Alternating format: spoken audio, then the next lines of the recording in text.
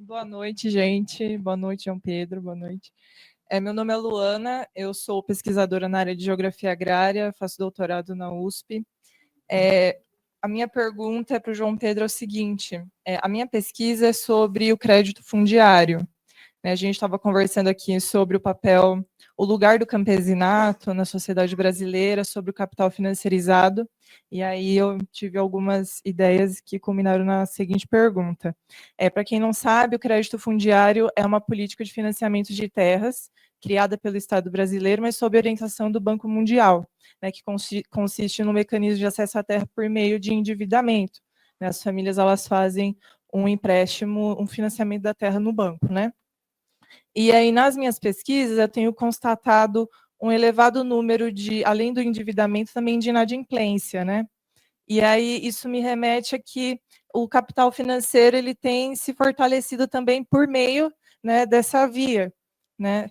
E a minha pergunta é o seguinte: se o João Pedro acha que o crédito fundiário é um mecanismo de acesso à terra que promove a democratização do acesso à terra, porque é isso que o Estado fala, né, que é um mecanismo complementar à reforma agrária, ou se o Estado transfere para os bancos a responsabilidade da reforma agrária, né, de promover o acesso à terra para o campesinato hoje. Isso. Obrigado, Luana. A gente deu para ver que a sua hipótese já está na pergunta, hein? Vamos ver se... Agora, Rony, por favor, vem até aqui. Tá bom, então? João Pedro, muito obrigado pela didática da exposição. Isso dá não sei se um otimismo ou um pessimismo cético em nós. Melhor ficar no realismo. É melhor ficar. Parabéns, obrigado. Nós fomos aí na mídia recentemente informados, né, que há uma inflação de dados de assentamento pelo Ministério Agrário aí do Brasil e que o MST está contestando isso. Queria saber a posição do movimento a respeito desse inflacionamento, né, que saiu.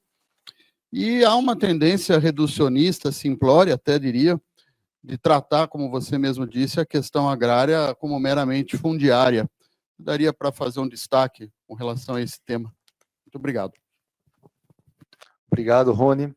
Posso coletar do colega online, professor? Uma, então. Então, Clóvis, vamos autorizar você a abrir o microfone, por favor? Por favor, faça sua pergunta para o nosso querido João Pedro. Eu sou paulistano, vivo em Blumenau, tá? Sou geógrafo, sou professor de geografia do Instituto Federal Catarinense. E fui companheiro da Janaína Stedley na juventude do PT há 30 anos. João Pedro. João Pedro, quando os institutos federais surgiram, tá? Houve uma demanda do MST de pelo menos uns 3 campos em assentamentos da luta pela terra. Aqui em Santa Catarina, no Instituto Federal Catarinense, né, nós temos o campus de Abelardo Luz, tá, que desde o ano passado ele deixou de ser campus avançado e passou a ser um campus do Instituto Federal, tá, e que está no assentamento José Maria. Tá? Você sabe que a região ali é uma das maiores concentrações de assentamentos do Brasil. Todavia, em 2016, 17, na dinâmica do golpe, das consequências do golpe contra Dilma, houve um acirrado movimento de latifundiários do Ministério Público, ali daquela região do oeste catarinense, para tirar o campus de Abelardo Luz do assentamento, né, com o argumento de que era necessário facilitar o acesso, né? Considerando que a população de Abelardo Luz está mais ou menos uns 53% urbano e 47% na zona rural, como que a gente enfrenta, do ponto de vista da luta pela terra, da perspectiva da educação do campo e da pedagogia da alternância, essa ofensiva que percebe a potencialidade da educação do campo como uma arma na luta pela terra.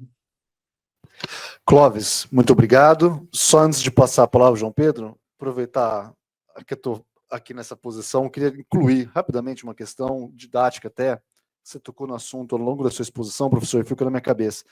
Do ponto de vista do espectro político, né? Como que a gente localiza o que a gente chama de bancada ruralista? É muito mais esse capital do agronegócio ou tem uma parcela que seria esse lumpen, né, que a gente está dizendo do latifúndio?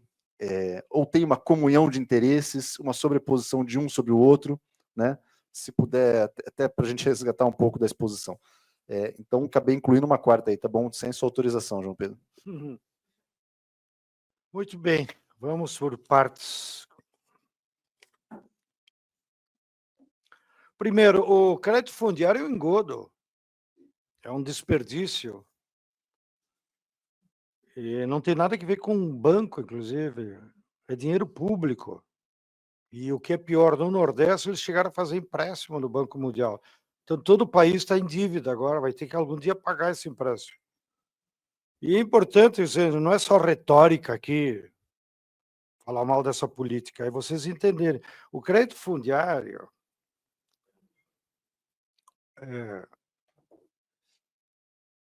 não é uma grande novidade, mas ele foi atualizado durante o neoliberalismo pelo Banco Mundial. Nas suas políticas e tentar ir influenciando nas políticas públicas de todo o sul global. E ele nasceu, sobretudo, pelos conflitos que havia na África do Sul. O Banco Mundial criou esse método. Paga as terras que estão em conflito para o fazendeiro à vista, ele sai faceiro, porque ninguém compraria ele à vista, vai comprar uma outra fazenda maior, ou vai botar indústria, qual ele quiser, e deixa o campesinato lá pagando para um banco. Por que é para o banco e não para o governo? Porque com o banco eles oprimem mais o camponês. O cara se caga de medo, se eu não pagar ele vai me tomar terra, não sei o quê. Porque o banco, se fosse uma política mais justa, o próprio INCRA então podia fazer isso. Não? E me alegro com essa notícia, que são inadimplentes.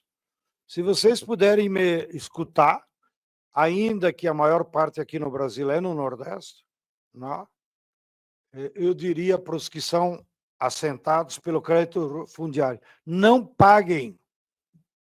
E se alguém reclamar, manda falar com o João Pedro, o poderoso. É uma vergonha, é um absurdo ficar pagando crédito fundiário. Aliás, é inviável. Se fosse viável tu comprar terra a crédito, por que o camponês não vai sozinho lá no Banco do Brasil e o Banco do Brasil financia? É inviável.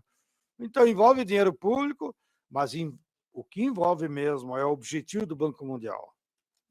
É de impedir o avanço da reforma agrária. Então, não tem nada de democratização, é um mecanismo perverso do império. Não? E por isso tem essa confusão, inclusive na África do Sul, onde eles começaram. Não? Vira e mexe, se multiplicam os conflitos, porque não resolveu nada. Não? Aqui, me imagino que você conheça, tem a tese de um companheiro, né, que é só sobre isso, os métodos do Banco Mundial para influenciar a luta pela terra no mundo. Na Ásia também diz que eles usaram em alguns países, mas nenhum lugar resolveu.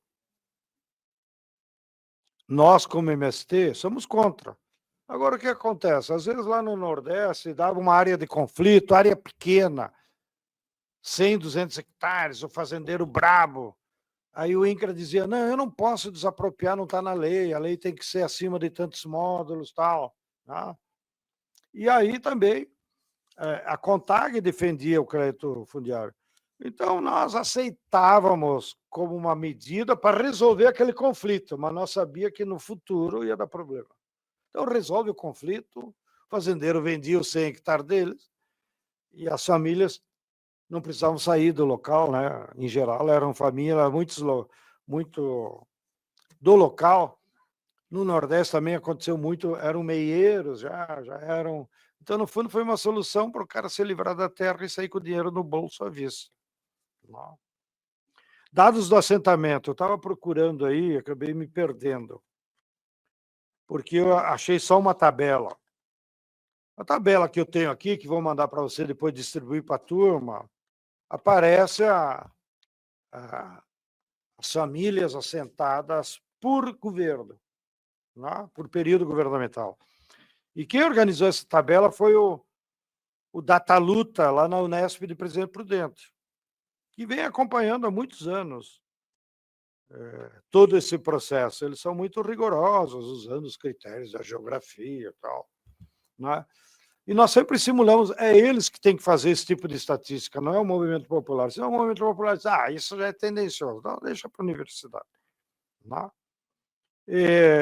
Então, vou ler aqui para vocês, só para vocês terem uma noção. Governo do Bolsonaro.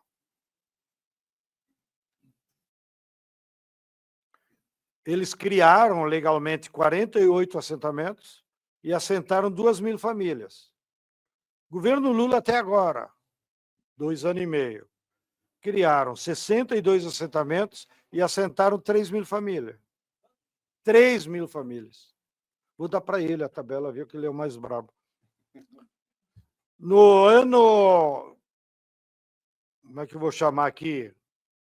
Prodigioso do governo Lula 1 e 2, 2003 a 2010, o governo Lula criou 3.500 assentamentos e assentou 377.000 famílias. No governo anterior, olha como é a luta de classes que mexe. No governo Fernando Henrique Cardoso, 94 a 2002, foram criados 4.200 assentamentos e assentados 419.000 famílias. Então, é o período de governo, inclusive, de maior volume de famílias assentadas. Claro que nós ficamos quietos para não ficar botando areia. Corta essa parte depois do vídeo. Corta essa parte. Já a Dilma, em termos de reforma agrária, foi um fracasso. E nós temos moral para dizer isso. Já dissemos para ela, porque quando a direita quis tirá-la, os militantes do MST foram os primeiros que acamparam lá em Brasília. Que vocês todos são testemunhas. Agora, os 8, nem deu 8, né? Quanto deu a Dilma? 6 anos, 2011 a 2016, ela criou 619 assentamentos, que é pouco, 40.000 famílias são assentadas. Muito pouco por ano. Então, esse é o cenário. Agora, isso também reflete a luta de classe. Nós temos noção, não adianta só botar quem é que está lá na frente. Então, para vocês terem uma ideia, nesses 40 anos do MST, que pegamos o governo Sarney até agora, nós fizemos 8.402 ocupações de terra. Nós conseguimos e se envolveram nessas ocupações 1.150.000 famílias. E destas, então, resultou em 9.000 assentamentos, 957.000 famílias assentadas nos 40 anos nossos. Bom, aí também tem uma caracterização que os geógrafos sabem melhor que eu. Metade das famílias que constam na estatística como assentada são, na verdade, de projetos de colonização na Amazônia Legal, ou seja, do Acre até Tocantins. A metade. Mas nós consideramos primo, porque é melhor que o governo dê terra pública para uma família camponesa do que dê para o Balaíro Mágico, que tem 240.000 hectares na Amazônia Legal. Não? Então, é uma política progressista, os projetos de colonização, mas não afetam o latifúndio. Tanto é que nesses 40 anos, apesar de toda a luta, o índice de Gini da concentração da terra no Brasil aumentou ainda mais. Nós não conseguimos, né, democratizar o acesso à terra. Bom, a outra tabela que eu acho que até foi, como é que eu vou dizer? Ato falho meu, Não vou ir lá na fundação do PT, dos nossos primos, companheiros de longa data, e levar uma tabela para provar que o INCRA atual é mentiroso. Mas não sou eu que estou dizendo que a área agrária do governo é mentirosa. O Lula disse para o Paulinho Teixeira no nosso ato lá no assentamento em Ortigueira, em público e transmitido pela Rede Brasil: Paulinho, pare de mentir. Quando você não sabe ou não quer fazer, não minta, diga a verdade. E uma das mentiras é a tabela. O INCRA está dizendo que assentou nesses 2 anos e meio 70 mil famílias. É mentira. Não existem. Entendeu? Então não adianta me enganar que eu gosto. É uma prática de direita, né, mentir. Né? Até Jesus Cristo condenava. Né? A verdade vos libertará. E não sejam espertos e mintam que vocês vão derrotar os inimigos. Então, em toda a tradição filosófica, a verdade é o sentido da mudança. Não? Então, lamento, mas é isso que está acontecendo. Não? É público e notório, eu não estou fazendo nenhuma fofoca com os outros, que nós estamos insatisfeitos. O primeiro que nós dizemos é para o Lula. Não é uma questão pessoal com o Paulinho. Lá em casa sempre votaram no Paulinho. Mas ele é um bom parlamentar e um péssimo ministro. Não? Porque é da natureza das pessoas também. Às vezes o cara é um bom escritor, mas é péssimo professor. Não é assim a vida? Então, é da natureza das pessoas. Por isso que nós não fizemos crítica pessoal. A crítica é a política agrária do atual governo está aquém das necessidades. E vai gerar contradições, porque o povo é assim. Se há problemas e necessidades, ou você resolve, ou o problema só aumenta. E isso não é eu que digo. Entendeu? Bom, outra informação também para compartilhar com vocês. E achei aqui a tabela ainda que é do ano 21. Mas você... Porque nós copiamos isso nos balanços que aparecem naquelas revistas especializadas. Então, acaba ficando 2 anos atrasados. Então, a atualização mais próxima que tem é o dado de 22, que eu vou te mandar também para ti. E aqui está a lista. Né? As 50 empresas que controlam o PIB agrícola do Brasil. Para vocês terem uma ideia, então, só para comparação e para os que estão nos acompanhando em casa. Né? O faturamento dessas 50 empresas é de 1 trilhão e 777 bilhões. Isso é o que elas faturam. E qual é o PIB agrícola, que é medido pelo que os fazendeiros médios e grandes recebem? Não? Ou seja, é o valor da produção agrícola que eles entregam. 1 bilhão e 200. Percebe o funil? Ou seja, toda a produção comercial do Brasil vai para essas 50 empresas. Elas compram por 1.200, revendem por 1.700 e ainda tem um lucro de 500. Não? Eu imagino o sacrifício que eles tinham. Por exemplo, aqui, ó, de 21. O grupo da JBS, que é o maior de proteína animal no Brasil, chegou no final do 21, depois de pago todos os impostos, tudo legalzinho, bonitinho, sobrou 20 bilhões para eles decidir. O que nós vamos fazer com 20 bilhões? Meu Deus do céu, que problemão. Não? Agora eu vi, o ano que passou, o lucro foi de uns 60 bilhões.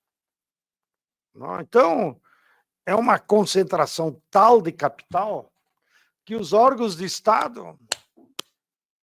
Imagina se você somar orçamento da Embrapa, uns 2 bi. Orçamento do INCRA, 1 bi. Orçamento do MAPA, 4 bi. Orçamento do MDA, 1 bi e 200. Soma tudo isso, não dá 10 bi. Esse é o poder do Estado intervenir na agricultura. E uma só empresa tem 60 bi, que no final do ano, agora o que eu vou decidir no quê? Não posso botar mais um frigorífico, né? Já está cheio. Então, como nos explicava os clássicos, começa a acontecer o movimento de centralização do capital também na agricultura. Então, o grupo JBS, que já era hegemônico, né, o oligopólio na carne, porque só tem outros 2 grupos que atuam na proteína animal, o Minerva e o Marfrig, eles agora migraram para a celulose, a maior fábrica de celulose do Brasil é deles, lá no Mato Grosso do Sul, migraram para a energia elétrica, eles compraram a central elétrica do Amazonas, né? E assim eles vão diversificando os investimentos, cuja origem é a renda agrícola, né? Mas depois vai multiplicando. Então, esse é um pouco a tragédia dessa luta em glória. Sobre a educação no campo, me alegro com as preocupações dos companheiros. Nós fizemos uma luta grande, que já vinha desde o Fernando Henrique, tanto é que o programa PRONERA, que é Programa Nacional de Educação no Campo, da Reforma Agrária, nós conquistamos ele no governo Fernando Henrique Cardoso. E eu tenho uma hipótese, nunca testei com ninguém, mas eu acho que fez parte do progressismo da dona Ruth. Nós conversávamos muito com a dona Ruth. A dona Ruth tinha uma visão particular das políticas públicas, né? E ela apoiou o PRONERA, né? Então, eu acho que ela teve um papel fundamental de nós transformar o PRONERA numa política pública. Agora, nos últimos anos, reduz, porque o PRONERA é a principal forma de você fazer com que os filhos de camponeses, não só da reforma agrária, tivessem acesso ao ensino superior. É a única forma. E é a única forma, numa metodologia conhecida como de alternância, em que os jovens camponeses vão para a universidade, ficam 2 meses e depois voltam para casa. Isso faz com que haja muitos benefícios desse processo de conhecimento. Porque, primeiro, tudo que ele aprendeu nos 2 meses, intensivo, aula de manhã, de tarde, às vezes até de noite, ele leva para a sua comunidade, ele chega lá ansioso, querendo aplicar na prática, né? Seja qual for a área. E segundo, quando ele se forma no sistema de alternância, quando ele se forma, ele já mora na comunidade, de maneiras que ele vai procurar emprego na região. Então, se ele é agrônomo, vai virar funcionário da Emater, mas mora no mesmo lugar. Se é professora, vai dar aula na escola. Se é veterinária, assim por diante, né? Agora, se for só manter o sistema tradicional da universidade, em que ele vem para a capital, mesmo que ele tenha direito numa cota, depois ele não volta mais. Ele cria relações sociais, ele casa, ele namora, ele procura um emprego na cidade. Isso é da natureza humana, e isso acontece em todo mundo. Então, não é uma particularidade do Brasil. A particularidade do Brasil, que também existe em alguns países, mas não são muitos, é o sistema de alternância, porque mantém o estudante com vínculo na sua comunidade. Isso é fundamental. E o conhecimento é levado lá para a comunidade, nas suas várias formas. Então, durante, sobretudo, o primeiro mandato do Lula, agora, nós fizemos muitas negociações, pressões, articulações com o então ministro Haddad. Ele foi um bom ministro da educação para nós. E ele, então, seguindo a política, a vontade, claro, do governo, ampliou muito, né, os IFETs. E praticamente todos os estados do Brasil têm IFETs com vocação rural, próximos de assentamentos. E alguns, inclusive, que, como ele citou lá de Abelardo Luz, que é dentro do assentamento, né? Que também nos ajuda muito, né?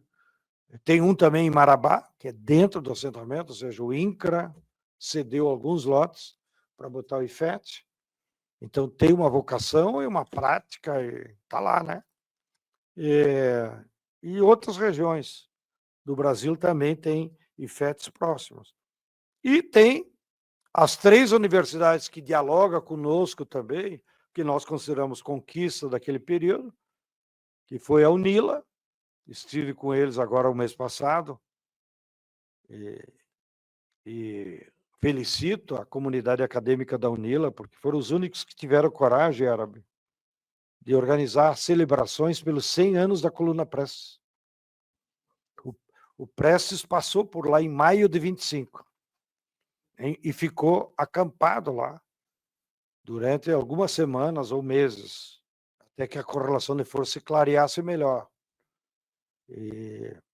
Mas o Prestes saiu de Santo Ângelo e percorreu praticamente todo o país. E em todo o país tem universidade. E por que só lá celebram? Nem as nossas lá do Rio Grande do Sul celebraram, eles sendo gaúchos e sendo a maioria dos membros da coluna gaúchos. Não? Então, é uma vergonha, né? A nossa universidade. Espero que ele não tenha passado por Campinas. E se passou, vocês têm tempo ainda fazer alguma coisa. Não, claro, não passou por Campinas.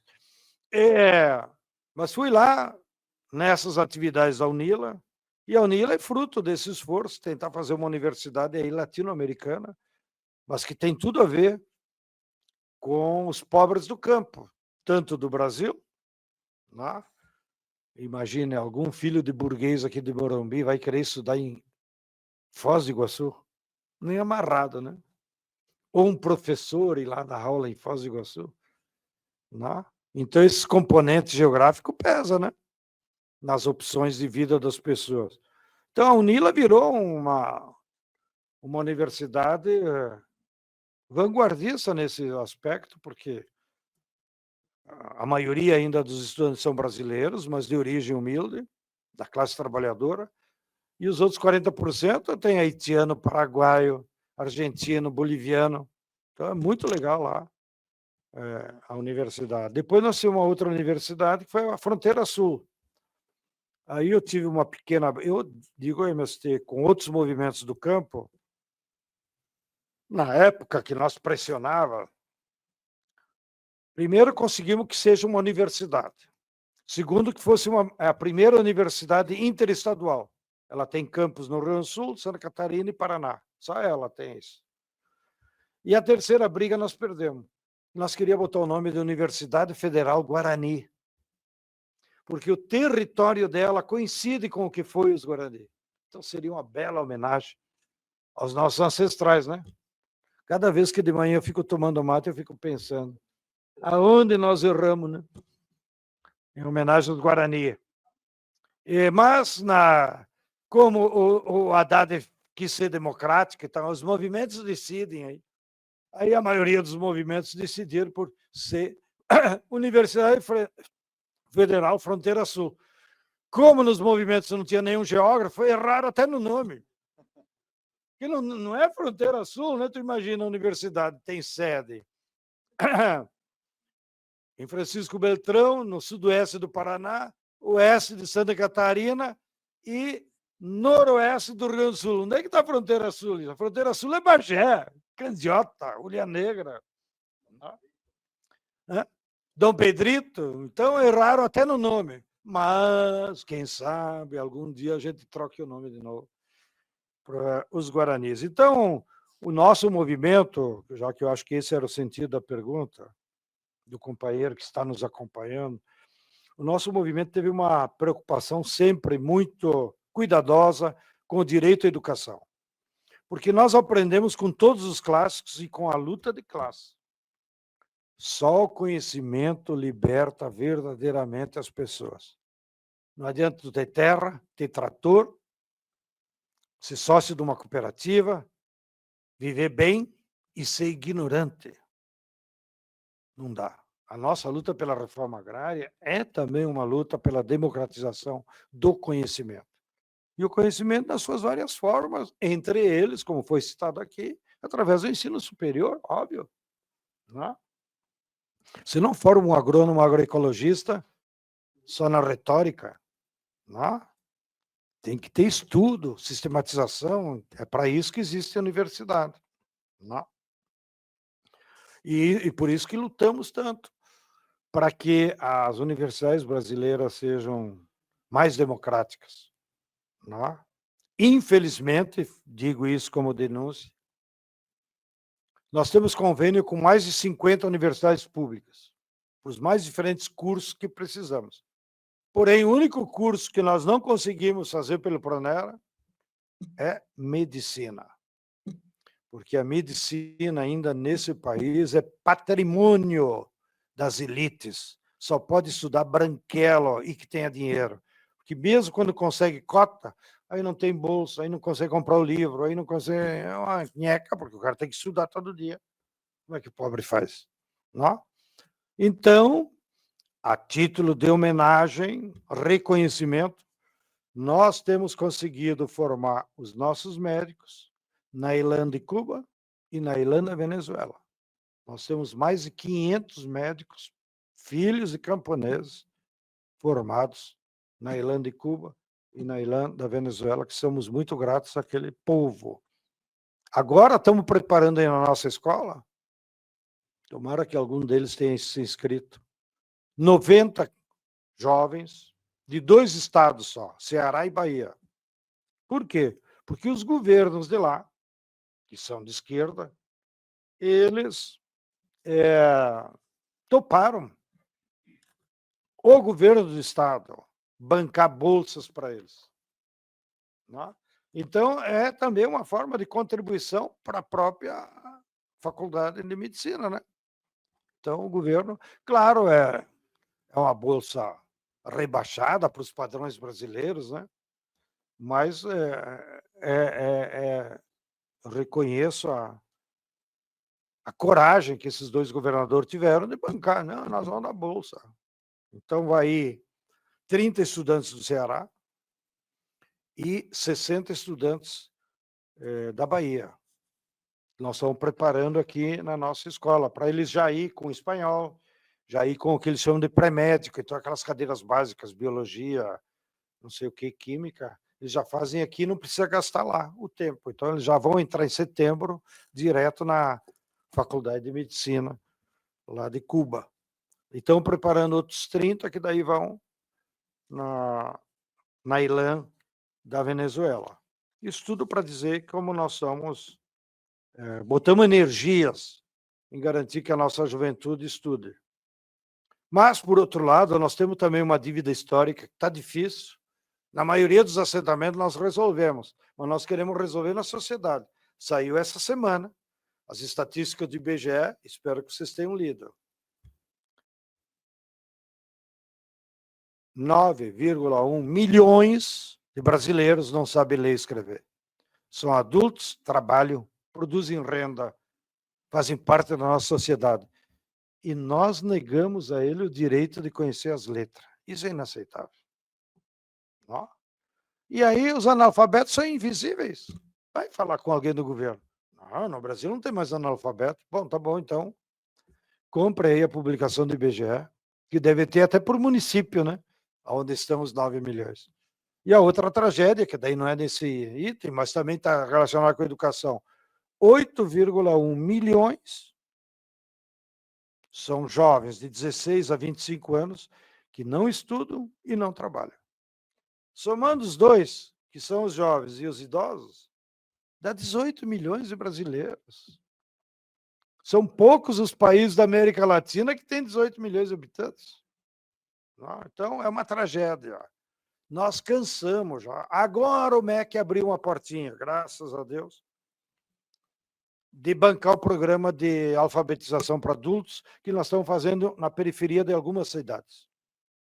E é com o método Sim, Eu Posso, que é um método de uma pedagoga cubana, que uma nacionalidade não quer dizer nada, ela era uma grande pedagoga, já é falecida, que ela juntou Paulo Freire com a televisão.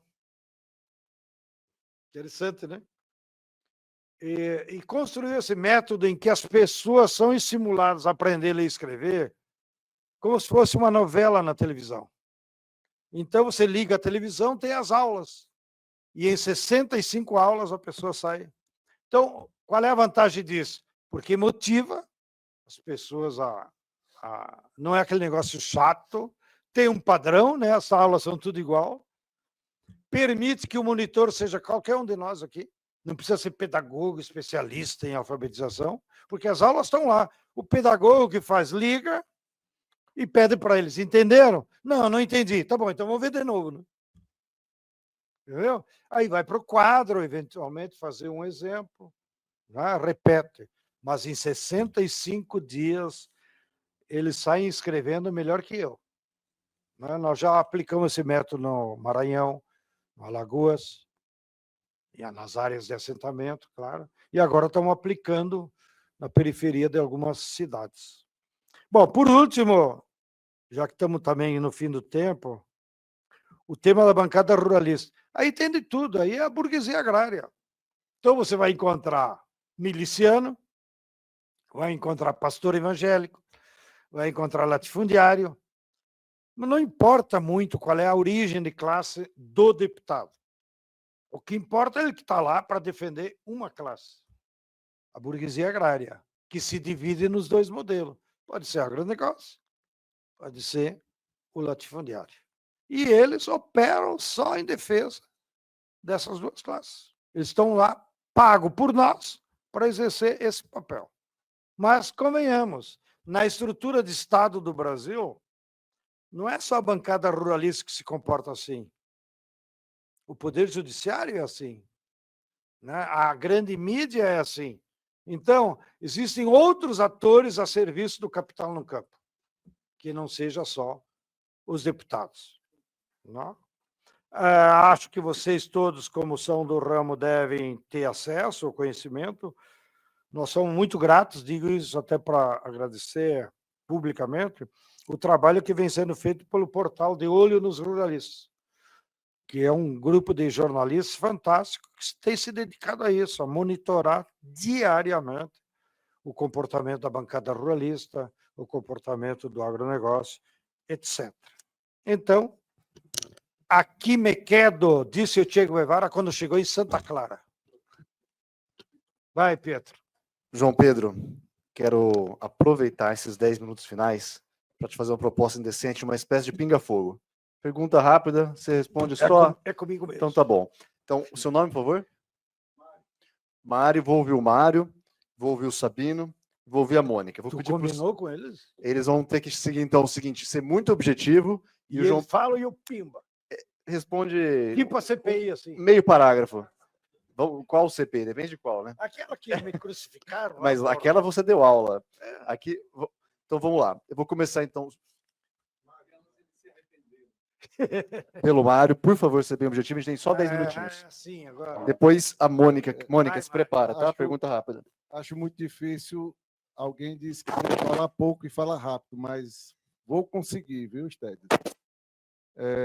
Eu sou do Ceará, Que lugar? Fortaleza. Muito bem. Venho 2 vezes ao ano aqui para São Paulo para um tratamento médico e em Fortaleza, aliás, no interior de Fortaleza, São Gonçalo do Amarante, eu estou começando um pequenininho projeto de agrofloresta. Vim aqui para aprender um pouco, porque eu tenho uma intenção de transmitir aquilo que eu estou implantando para outras pessoas lá na minha comunidade, lá no interior. Muito bem. Mas você estava falando sobre o gado vivo que está sendo vendido de graça, Exportação. exportado, né? Até citou lá o Porto e tudo mais. E ontem eu estava na Paulista e vi aquela turma lá do gado, desculpe, aquela turma meio gadolenta do gado lá que é assim, manipulada, com a mesma tipo de retórica daquela turma lá do gado, querendo proteger os animais. Eu encostei, né? Manifestação, como todo. Cheguei lá e o que é isso que você está pensando, falando aqui? O que é que você está defendendo aí? Assim, são os animais que estão sendo transportados vivos para o exterior. E o que é? O gado. Eu me levantei e fui embora. Alguém está, né? Dessas personagens que você está falando aí, achando ruim porque também está ganhando pouco. Então, o modelo deles, né, esse modelo de negócio está sendo tão perverso que até gente que está ganhando esse dinheiro fácil está achando ruim porque sabe que está perdendo nesse momento. E está usando já gente como aquele pessoal para poder, né, se apagar esse modelo. Mas isso é um ponto que eu queria que você pudesse tocar. E o último, pronto, e o último é qual a comunicação, qual o defeito de comunicação da esquerda que não consegue, da esquerda que eu digo, no nosso caso, o MST, já que você falou da Fundação PC, do PT, que não consegue falar a língua do povo. Porque, infelizmente, eu vejo até o pessoal falando e eu não consigo entender nada. E eu tenho 2 faculdades de mestrado e não consigo entender. Imagine qualquer pessoa que está por aí. Então, eu queria que você rapidamente respondesse isso e ficasse com esse outro pensamento do gado para um momento posterior. Obrigado, Mário. Sabino. Companheirada, João Pedro, assim, tem um comentário rápido, né? Que é assim, existe um grande problema também no campo, que são as grandes obras, né? Os grandes empreendimentos. E aí a gente tem tanto as barragens de acumulação de água, como as hidrelétricas, né? Como também a gente tem a mineração, que vem sendo um grande problema para o povo do campo, né? E aí teve uma transição para os ativos por barragens que, para além de lutar pelo reassentamento em si, que no momento, no período democrático, teve uma ampliação dos reassentamentos, isso é uma conquista também, né? Mas também em como associar essas grandes... o MAB tem tido um trabalho de associar esses grandes projetos, né? E esses grandes impactos desses projetos, essas zonas de sacrifício, com a vida do povo da cidade também, que muitas vezes o povo da cidade acha que não é um problema deles, às vezes tem um afastamento, assim, e quando diz que o preço da luz é um roubo, né? Quando fala que água e energia não são mercadorias, acho que é uma mensagem clara, ó, você também está sendo atingido, se está caro, né? Então tem uma questão. Mas a pergunta em si é um outro debate também, que eu acho que trata também desse distanciamento e da compreensão da questão agrária, né? E do povo do campo. Em alguns debates que eu participei por aqui, não sou do Maranhão, mas participei de alguns debates por aqui, alguns foram feitos para debater a questão da violência política no governo do Bolsonaro, né? E algumas pessoas dizem, alguns estudiosos dizem que não existiu essa violência, né? Que não foi uma causa e efeito. Mas a gente tem os dados da CPT, né? Nós do movimento nós temos observado que realmente no período do bolsonarismo, né, quem vivia próximo à área de conflito, né, de latifúndio, quem vivia próximo a uma área de barragens, de mineração, a gente percebeu que sim, essa violência aumentou e muito, tanto que teve muitas mortes, né? Um desses debates eu tive que contar um pouco a história, né, da região do oeste maranhense, né, de Codó e tudo mais. Então, qual a sua avaliação sobre essa violência política que aconteceu nesse período do bolsonarismo para o povo do campo? Acho que é por aí. Obrigado, Sabino. Para fechar, Mônica, agora mostre para a gente como é que faz a pergunta em 25 segundos. Sou Mônica Martins, sou aqui de Fortaleza também, do Ceará. Trabalho com o secretário de Agricultura do Estado, que muito me orgulha, é um companheiro também né, que lutou, agricultor familiar, o primeiro deputado estadual, agricultor familiar do Estado do Ceará, e hoje ele virou secretário, né? E aqui nós temos um governador que eu acho que você conhece tão bem quanto eu, o companheiro Elmano de Freitas, que é militante do MST, chegou a estar governando o Estado do Ceará. Mas a minha pergunta, João Pedro, é por que efetivamente a política de reforma agrária ela não emancipa, né, os assentados? Onde é que está o problema? Sabe? Eu queria entender um pouquinho mais sobre isso. Perfeito, Mônica. Muito obrigado. Fique à vontade de fazer a resposta que você quiser, o tempo é seu, mas se quiser ser bem sucinto, a gente vai encerrando também essa atividade agradecendo a sua aula. Muito bem. Primeiro sobre o Bolsonaro. O governo Bolsonaro ele teve 2 marcas relacionadas com esse tema da violência. Primeiro, ideológico, porque o bolsonarismo, que não existe, mas a turma do Bolsonaro, leia-se,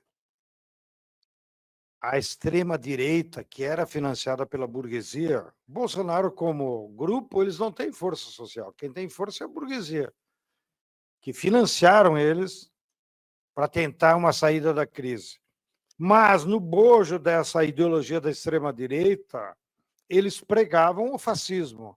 Fascismo aqui não como movimento de massa, como ideologia. E o fascismo como ideologia é você resolve as questões políticas com ódio e violência. Ou seja, tu tem que destruir o teu inimigo. O adversário vira inimigo e esse inimigo tem que ser destruído. Fizeram isso com a Dilma, com o Lula, botaram na cadeia e assim no dia a dia. E o segundo aspecto da gravidade do Bolsonaro é que ele disseminou a venda de armas incontroláveis, que agora a gente está vendo, parou tudo na mão da bandidagem.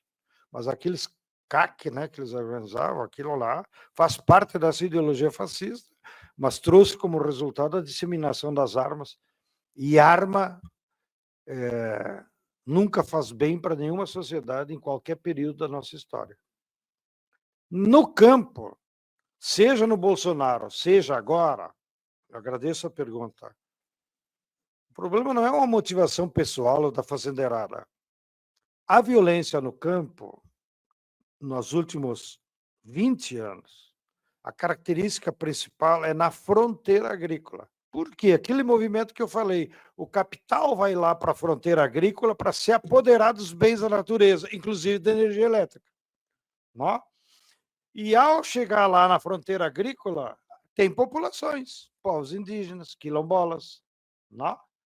E é por isso que nos últimos 15 anos a população que mais pagou caro com mortes ou expulsões foram as populações indígenas e quilombolas. Mas não é por ser indígena e quilombola, é porque elas moram na fronteira econômica disputada pelo capital.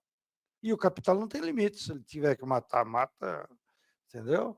Ele faz o que quer. Então, essa é a radiografia da violência no campo, que perpassa o governo Bolsonaro e continua aí presente até agora. O tema da comunicação. Eu tenho acompanhado, a Fundação tem feito bons debates e está preocupada. Nós estamos vivendo um tempo de uma grave crise, não só do capital, que nós nos referimos, há uma crise da esquerda no Brasil, na América Latina e no mundo.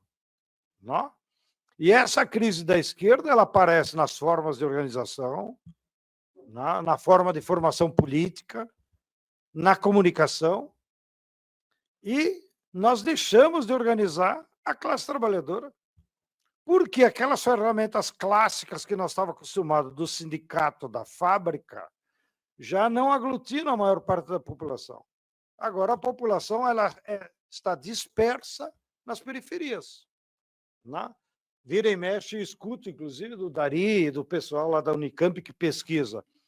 Quais são as duas principais categorias de trabalhadores, para citar, da cidade de São Paulo? Comerciários e empregado doméstico.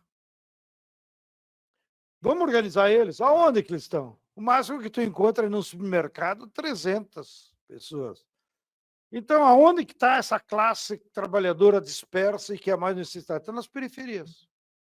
E a esquerda só vai nas periferias na época da eleição. Nós somos muito oportunistas também. Então, nós temos que fazer uma autocrítica e pensar novas formas de organização da classe, novas formas. Então, não adianta só ficar discutindo, nós não sabemos as redes, o nosso discurso, não. É um problema mais estrutural. Não? Como disse o Mujica, se você quiser saber como é que o povo mora na periferia, vai lá morar com eles. Não adianta ir lá só na época da eleição. E, evidentemente, que do ponto de vista de comunicação, para não dizer que estou fugindo, todas as formas são necessárias, que é a vida. Os venezuelanos, inclusive, eles têm um ditado lá na coisa, que a comunicação você faz nas ruas, nas redes, nas rádios, na televisão e nas paredes. Qual foi a última pichação política que vocês viram aqui em São Paulo? Eu mesmo fico motivando, para começar, pelos meus filhos. Vamos lá fazer pichação. Se cagam de medo. Não, é proibido, vai vir a polícia sim. Quando que a polícia te protegeu para você fazer pichação? Mas estou dando um exemplo que era uma tradição da esquerda, a pichação é com nós. Né? Agora virou aqueles negócios meio folclórico, meio não sei o quê, não sei o quê. Né? Menos mal que tem alguns grafiteiros que estão fazendo coisa bonita, mas não com o método de comunicação. Né? Agora o Haddad está nas cordas, por uma boa causa, que é tributar os ricos. Alguma pichação aí defendendo o Haddad, ou defendendo, vamos tributar os ricos, porra. Nós devia encher os muros. Não precisa ir na Globo. Mas se você encher os muros das cidades, alguém vai ler, né? De que é preciso tributar os ricos. Bom, então esse é o tema da comunicação. Por último, da pergunta da minha cearense. Como eu procurei explicar no tema, o problema da reforma agrária não pode ser só medido quantos desapropriou e quantos foram assentados. Isso é o de menos. A rigor, programa de assentamento é só para resolver conflito social. O que muda a estrutura produtiva é se você adotar um novo modelo de produção, que aqui eu botei no genérico agricultura familiar. Mas a agricultura familiar não é só tu ficar defendendo o pobre camponês que produz alimentos. Nós temos que construir as condições para que esse modelo de agricultura familiar seja predominante e esteja baseado em outros pilares que não necessariamente estão compreendidos ou defendidos. Primeiro pilar, que é a nossa missão, defender a natureza. Pessoal, se nós não defender a natureza, esse planeta vai levar o ser humano para o brejo. Ele vai continuar rodando, mas nós não. Mas isso é coisa... é utopia. Cito de novo o Carlos Nobre, na palestra que ele deu na feira. Mês de janeiro, morreram em São Paulo, a maior cidade do Brasil e a mais rica do Hemisfério Sul, 18 pessoas de chuva. E fica por isso mesmo. Bom, ele revelou na palestra, já morreram nessa década 750 mil pessoas, em geral, crianças e idosos, de calor em todo o planeta. Isso não é problema? Quantos morreram pelo Covid e nós ficamos tudo apavorados? Não?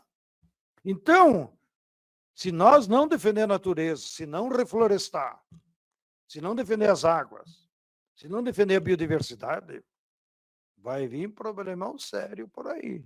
E quem que pode fazer essa defesa? O latifúndio não vai fazer, é ele que destrói. O agronegócio não vai fazer, é ele que joga o veneno. É só nós. Então, nós temos um futuro garantido. Segundo pilar, a produção de alimentos saudáveis. Não? Dá as condições para que a agricultura familiar, que é onde está 90% da população produtiva, produza com agroecologia. A agroecologia é um conjunto de técnicas que te permite produzir alimentos sem veneno. Para ele produzir com agroecologia, é a nossa batalha agora como MST. Tem que ter fábricas de fertilizante orgânico.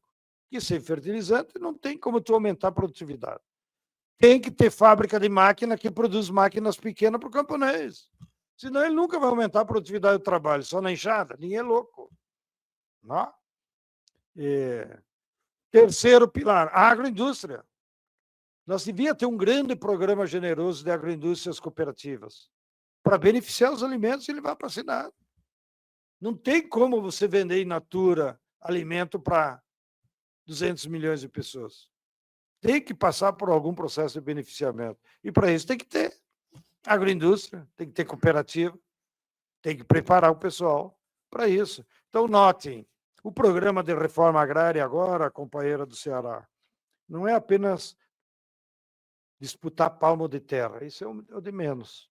Agora nós temos que disputar um modelo de produção agrícola saudável para defender toda a sociedade brasileira. É por isso que, agora sim termino,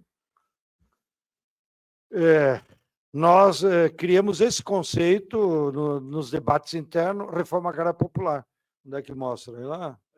Aqui mesmo? Aqui. Tá bom. Então, essa aqui é a nossa cartilha, resultado de 10 anos de debate interno, onde tem os parâmetros da nova reforma agrária. Agora, quem quer estudar, como o Petro, aqui eu reuni, já há muito tempo atrás, o volume 3 dessa coleção, que eu coordeno lá na Expressão Popular, reúne todos os programas de reforma agrária, desde que apareceu esse termo na nossa, que é de 46 a 2003, que foi o último do governo Lula. Então, quem tiver interesse em saber como é que evoluiu o debate sobre a reforma agrária, aqui não é só a questão agrária, está nesse volume. E, por último, para quem quer estudar esses parâmetros que eu coloquei na exposição, está esse livro de um companheiro nosso, que é doutor, não sei do quê, e nós publicamos agora do Adalberto, que é o volume 10 da questão agrária. Ele faz um recorrido desde a colônia até agora, com mais dados e elementos, eu recomendo. Quem quiser se aprofundar na questão agrária, é esse aqui. Muito obrigado pela atenção. Vou para casa correndo, porque eu prometi para minha mãe que antes dela ir dormir ainda eu chegava a tempo, viu? Muito bem, só para me despedir, a gente encerrando, agradecer formalmente sua presença. Tivemos 2 horas e 10 muito produtivas, enriquecedoras, com muito conhecimento, engrandeceu o nosso público, nosso curso, e essa luta, esse espírito público muito motiva a gente, João Pedro, né? O espírito público, assim como é o espírito público desse curso, que é fruto de uma parceria entre uma universidade pública e uma fundação que recebe recursos públicos, estamos aqui fazendo disso uma aula pública. Muito obrigado e a gente encerra por aqui.